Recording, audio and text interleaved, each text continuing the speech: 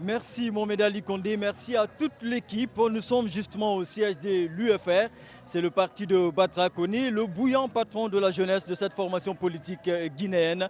Vous le savez, il est détenu depuis le début donc des préparatifs des manifestations du FNDC. C'est bien avant le 14 octobre, vous le savez, date donc de la première marche organisée par le Front National pour la défense de la Constitution. Il est donc détenu à la maison centrale de Koronti, c'est dans la commune de Kaloum, ici même à Conakry. L'actualité, vous le savez, c'est bien cette marche organisée par le FNDC de Zéré Corée. Et l'autre actualité, c'est également l'attaque dont le cortège du Premier ministre a été victime donc du côté de l'Abbé. Toutes ces actualités, nous allons voir comment elles sont abordées au sein de cette Assemblée générale de l'UFR. Nous, ce que nous allons faire, c'est d'entrer dans cette Assemblée générale et voir comment tout cela se vit ici. Suivez-moi donc.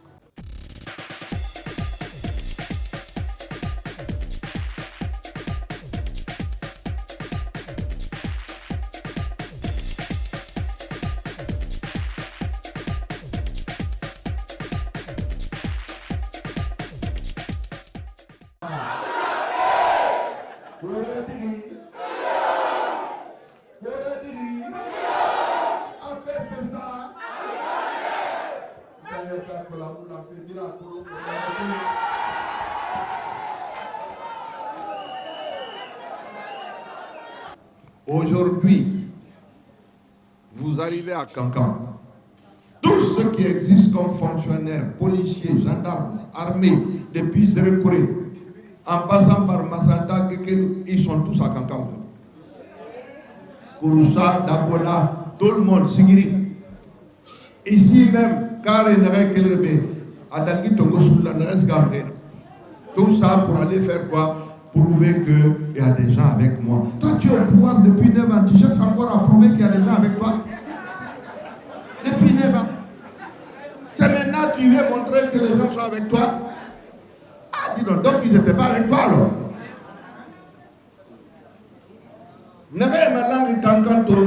Demain, les mêmes vont aller à Sigiri pour aller faire la même chose. Mais les représentants là-bas me disent que demain, à partir de demain, il n'y a pas une voiture qui est autorisée à partir de ce soir, à 18h. Au Toyon, quel m'a Sigiri pour venir vers Kankan. Vous pouvez rentrer dans Sigiri, mais vous ne pouvez pas sortir de Sigiri. Tout ça pour prouver qu'il y a des gens derrière. Vous regardez sur le net, vous voyez Alpha Condé en train de montrer à ses collègues chefs d'État comment il a fait du mouvement à Conakry. Les autres vont là-bas pour aller parler de leur programme de développement économique. Lui, il cherche à convaincre les gens qu'il y a des gens derrière lui à Conakry. Vous avez vu mon arrivée, comment ça se passe? Alors, on a Tangayen. Wallahi, alors on a Tangayen. Parce que on a fait fêler. Troisième mandat fait à Moulampe. Nous allons expliquer pourquoi, malgré les agressions, autant d'amini, on vous agresse. Mais la volonté populaire ne s'arrêtera pas. Et toi, dans Kankan, ils ont occupé toute la ville. Mardi, il y aurait marche nana. Quel fait aéroport, ce qui a fait, comment on appelle, stade du 28 septembre, le même chemin. Pourquoi population manga minara, ma dunia birimbe, et n'a fait une rêve, ma col fait qui en haute Guinée, on a ma que on tanango, on aime. Ne sera que ne fera, on tend, parce que les gens sont fait des rames, qu'elle va pas me faire autant. Donc, on manga minu on a marché avec on tanana be, c'est peut-être mon abbé. On tanambe, FNDC nanabe. Troisième mandat, troisième mandat, on fait ça. Merci beaucoup.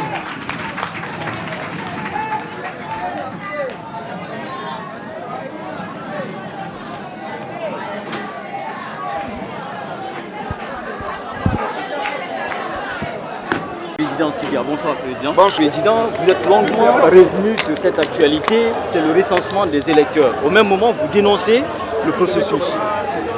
On ne comprend pas. Mais le recensement, c'est figuré sur le fichier. Quand quelqu'un raconte des histoires, il faut aller pour prouver qu'il raconte des histoires. Si vous n'y allez pas, on va vous dire non, tout fonctionnait, mais les gens ne sont pas venus. Là, vous y allez pour prouver que tout ça n'est pas correct.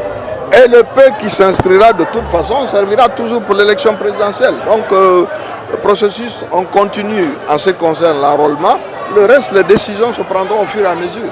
Alors, Président, il y a une actualité que vous n'avez pas abordée. C'est l'attaque du cortège du Premier ministre à l'abbé. Je ne sais pas comment vous avez perçu donc cette actualité, Monsieur le Premier ministre. Non, je pense que de toute façon, toute violence est à condamner. Nous sommes tous libres de circuler partout où on va en Guinée. Donc je ne vois pas, on ne peut pas empêcher le Premier ministre d'aller à la baie. Ça n'a pas beaucoup de sens. Mais bon, il faut aussi éviter de frustrer les gens jusqu'à un certain point. Voilà. Et vous pensez que cette attaque elle est due à la frustration? Vous avez tout de suite parlé de stigmatisation. Je n'ai pas de raison de dire que la stigmatisation, nous voyons ça à Conakry tous les jours. Je vous l'ai dit, la fois dernière, nous avons fait des manifestations d'un côté, on est parti tuer les gens de l'autre. Comment vous voulez appeler ça? Puisque la zone, on sait exactement quels sont ceux qui habitent là. C'est ça la stigmatisation. C'est quand même curieux. Il y a longtemps, on tue des gens sur l'axe. C'est maintenant que des discours allant dans ce sens convergent. Je suis désolé, il n'y a pas depuis à peu près le temps où j'étais dans l'opposition, j'ai dénoncé cela plusieurs fois. Ce n'est pas nouveau chez moi, absolument pas du tout. Donc il n'y a rien de nouveau sous le soleil. Simplement que cela commence à prendre des proportions inquiétantes. Imaginez-vous qu'en un mois, nous avons eu plus de 20 morts. C'est quand même pas vrai. Voilà. Merci beaucoup. Merci bien, Président. Merci.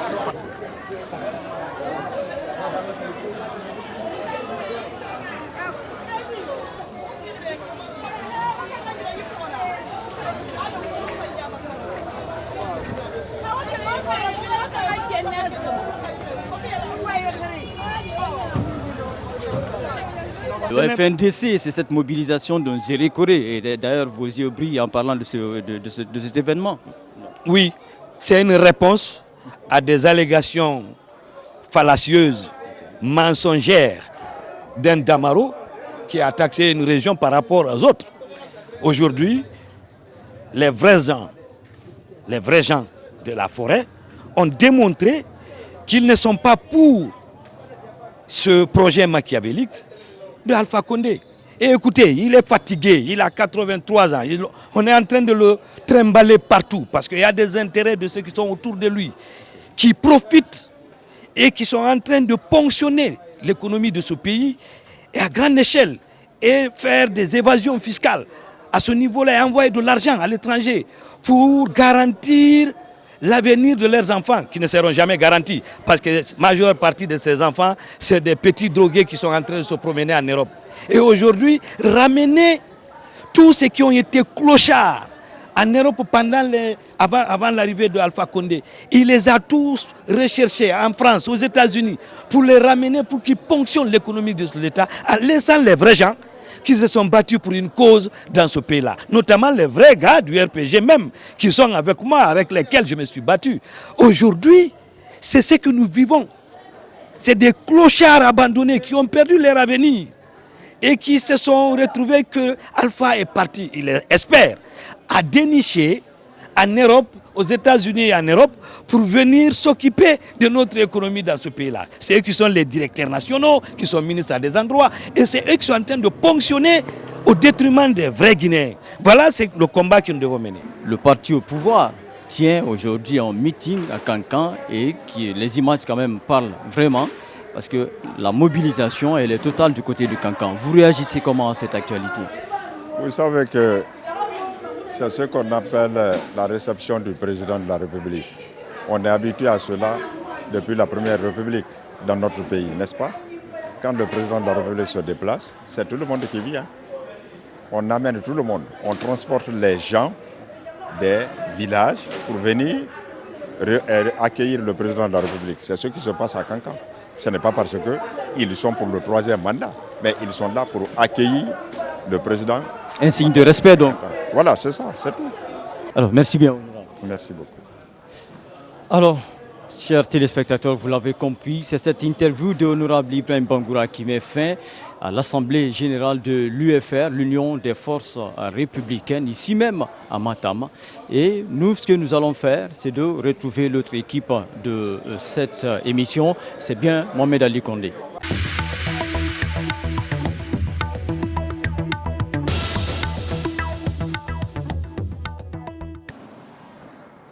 On dit souvent que la politique n'est passionnante qu'au sein de l'opposition, mesdames et messieurs. C'est pourquoi nous vous amenons au principal parti politique de l'opposition. Nous vous amenons à l'Union des forces démocratiques de Guinée. UFDG, c'est le parti dirigé par Cellou Dalein Diallo. Chaque samedi, c'est l'Assemblée générale hebdomadaire. Nous allons donc entrer, vous montrer tout ce que vous allez voir dans les conditions de direct, politiquement correct. C'est de l'ambiance, des discours, mais surtout de l'interview politique.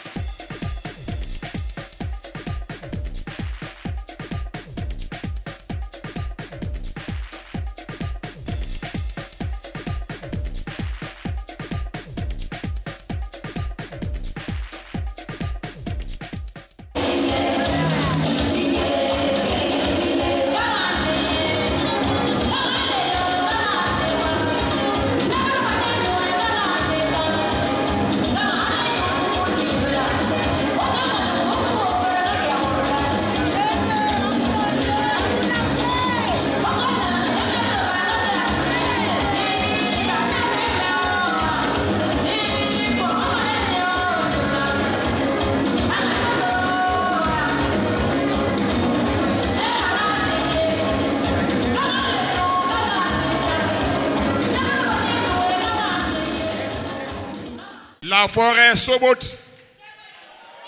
Émilie Sobot, le FNDC forêt Sobot. On a envoyé les cargaisons, les contingents, l'armée, la police, le gouvernement. On a envoyé les camions dans tous les petits villages, transporter les paysans comme on le faisait au temps du PDG RDA. Les ministres ont été à Zéeko avec des milliards pour essayer de préparer l'esprit des populations de Zéeko. Le président est venu, il a dit qu'il va ouvrir Zogota, il va ouvrir Simandou. Qui a fermé Zogota? Qui a tué les gens à Zogota?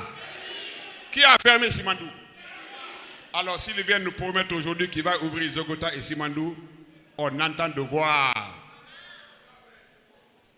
On est fatigué. En requis. Avant qu'il ne soit président, il a pris des promesses. Il a dit, moi, Alpha Condé, 3 ans après, le Guinéen ne va plus importer le riz. Il est à sa 9e année. C'est le riz importé de l'Inde qu'on mange encore en Guinée. C'est vrai ou c'est faux? Nous avons entendu également que la plupart ou la totalité des jeunes qui ont été assassinés ont été tirés à bout portant, mais de dos. Ça veut dire quoi? Ça veut dire que l'autopsie est terminée ou que Alpha Condé est un charlatan, est un joueur de Cori, est un médecin. Il connaît déjà les résultats. Quand on tire quelqu'un de dos, ça veut dire quoi? Ça veut dire qu'il t'a fui, tu le poursuis, tu veux l'abattre, tu l'as tué sur le dos. C'est aussi simple que ça. Le gouvernement a décidé d'enrayer la pauvreté en Guinée. Wallahi, on n'a pas besoin d'aller à Labé ou à Foekaya pour chercher la pauvreté.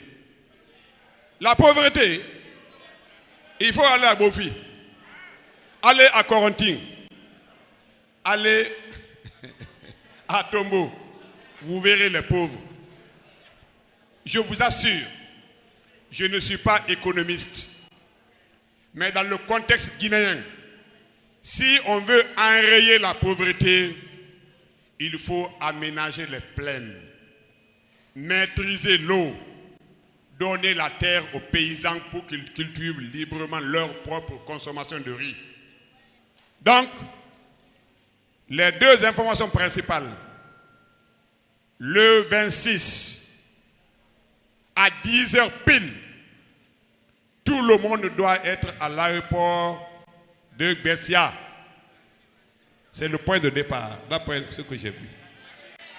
Non. Pardon? Tannery. Le trajet est autorisé. On ne provoquera personne. Si la sécurité veut, elle n'a qu'à s'habiller en tenue rouge, aller prendre des bidons d'essence, brûler des bus. Ça ne sera pas du fait des militants et sympathisants de FNDC. Nous allons marcher sur le chemin qui a été balisé et que nous allons suivre jusqu'au stade. Mais dès que je laisse le micro, je demande à tout le monde de rejoindre son quartier pour aller se faire recenser. Ils vont dresser toutes les difficultés devant nous pour ne pas qu'on se fasse recenser. La fraude commence maintenant. Elle continuera pendant le vote, elle continuera au cours du dépouillement.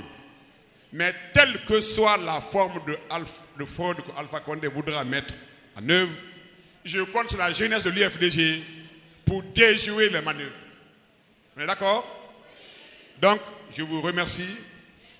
Je demande à tout le monde de rejoindre les bureaux.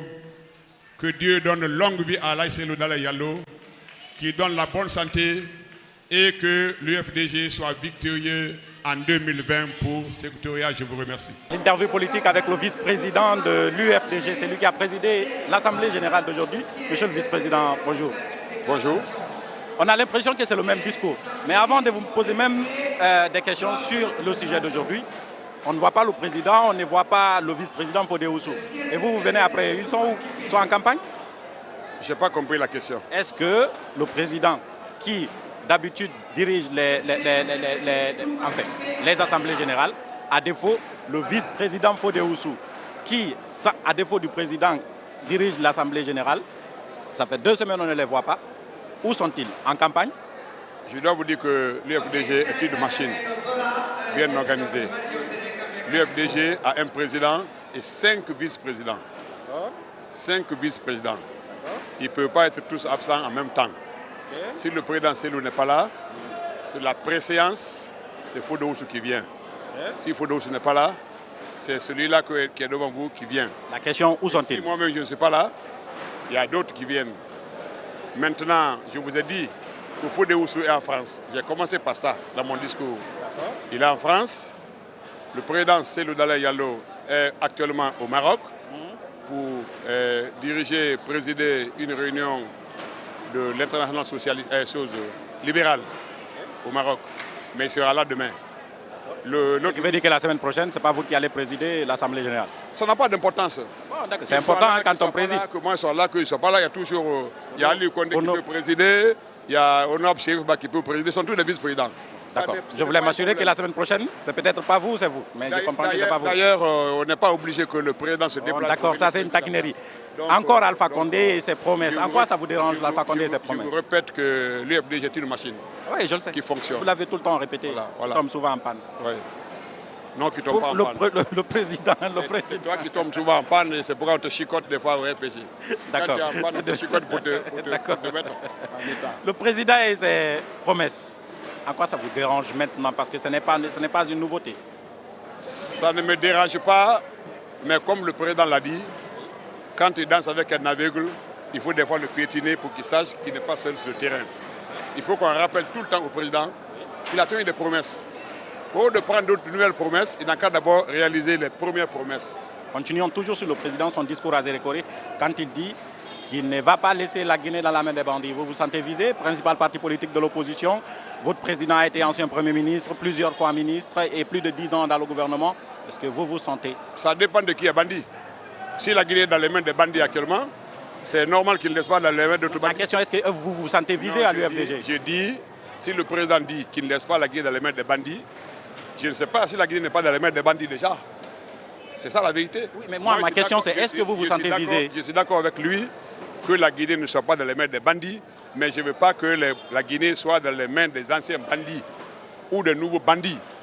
C'est ça, la Guinée ne sera pas... Est-ce que vous vous sentez visé par cette déclaration? Le peuple de Guinée n'est pas si naïf, donc la Guinée a des bandits. Vous comprenez? La Guinée s'est peut-être trompée en donnant la Guinée à quelqu'un qu'il n'a jamais connu. Le président Alpha Condé, moi-même, on a échoué effectivement. Lorsqu'il a été élu président, j'ai dit peut-être, il vient de grandes démocraties, lui va vraiment améliorer la situation de la Guinée, mais il a empiré. Donc vous avez été déçu. J'ai été déçu.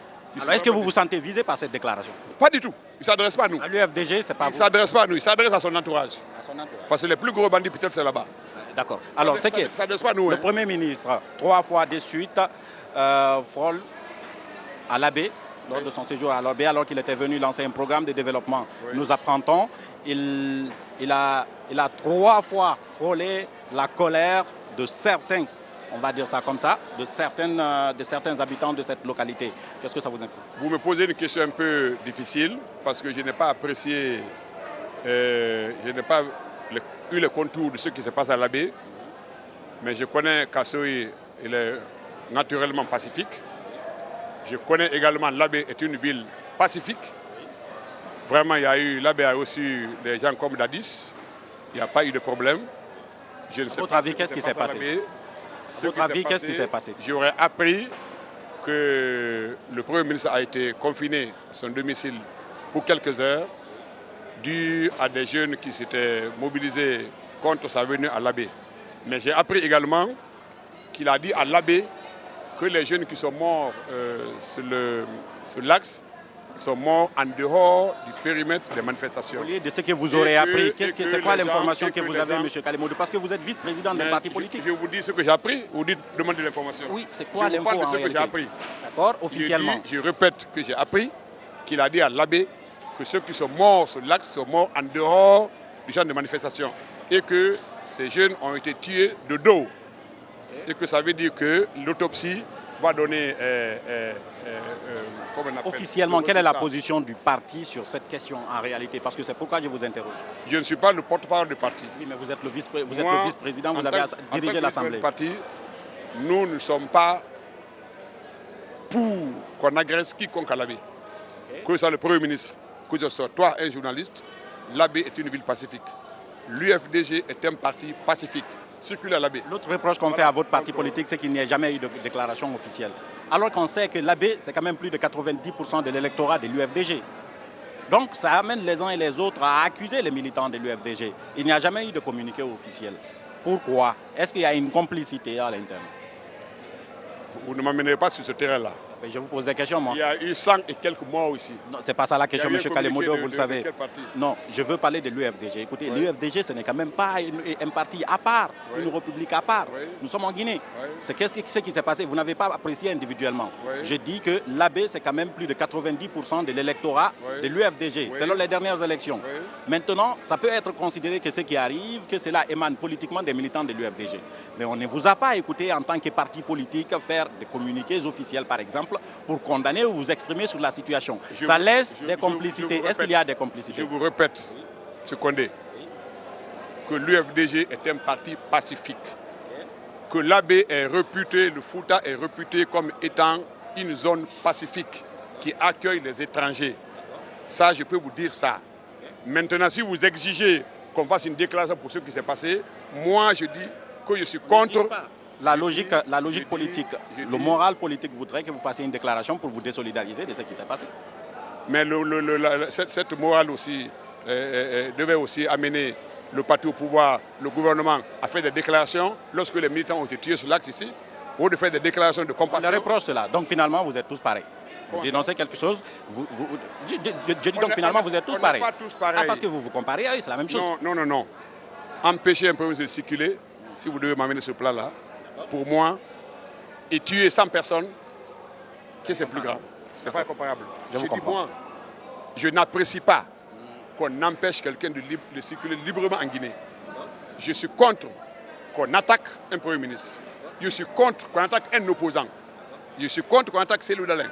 Je suis contre qu'on attaque Sidia. Je suis contre qu'on attaque Kassoy Fofana.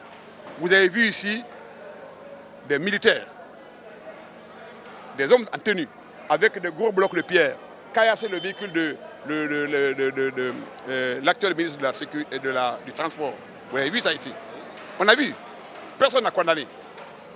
C'est ça. Il n'y a pas de problème. Si le pays s'installe dans la banalité, dans la brutalité, dans la sauvagerie, et que les dirigeants ne mettent pas de l'ordre, mais c'est comme ça que ça va se passer. Et ce n'est pas à vous la faute. Ce n'est pas à nous la faute. Je vous comprends.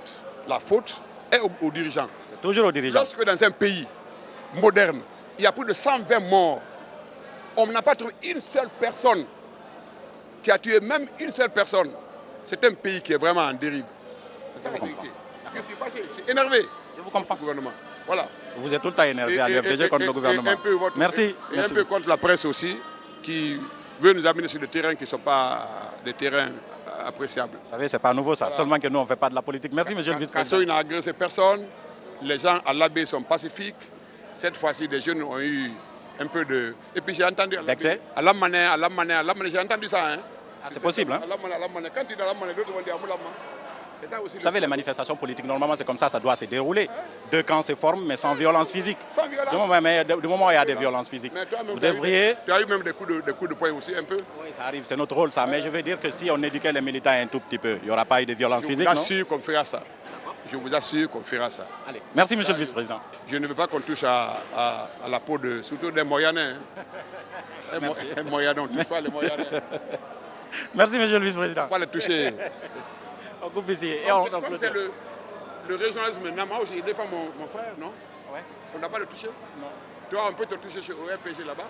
Si les Condés n'ont pas eu peur de te toucher comme Condé, ça, je ne sais pas. Faire de la politique, c'est parfois faire beaucoup de bruit pour rien, mesdames et messieurs. C'est la fin de l'interview politique, vous l'avez remarqué. C'est également la fin de l'ambiance et surtout les discours politiques. C'est la fin tout court de l'Assemblée générale au niveau de l'UFDG. Et comme vous pouvez le remarquer, on va juste laisser la transition passer et on se retrouve juste derrière.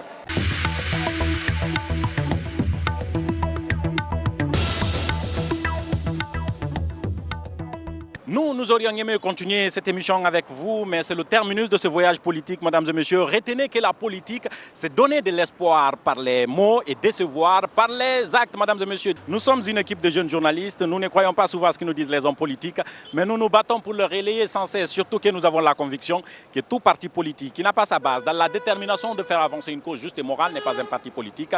C'est juste une conspiration pour prendre le pouvoir. En attendant la semaine prochaine, faites ce que vous pouvez, là où vous êtes, avec ce que vous avez politiquement correct. Au revoir.